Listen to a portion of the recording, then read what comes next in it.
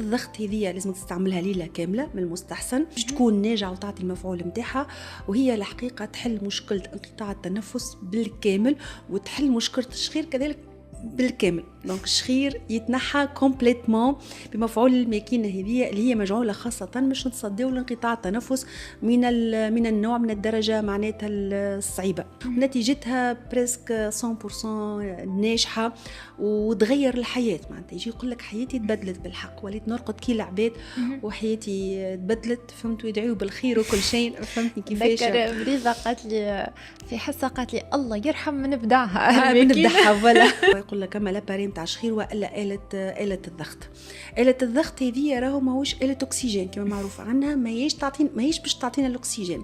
آلة الضغط هي تضخ الهواء في المجاري الهوائية العليا، هي تعطينا ضغط إيجابي مستمر في منطقة الحلق وفي المجاري الهوائية العليا، وتخلي هذاك الانسداد ما يأثرش، تخلي المجاري الهوائية ديما محلولة وما بقاش يصير فما انسداد، يعني ديما محلولين. تسكروا العضلات هذاك الضغط الإيجابي باش يفتحها. إيجابي ياخذوه، هي ماكينة مربوطة بماسك على الخشم، وتواك الحمد لله التطور التكنولوجي خلينا فما ماكينات صغيرة الحجم والضجيج متاعها الحس متاعها خفيف، ما بقاش يقلق كيما الآلات القديمة.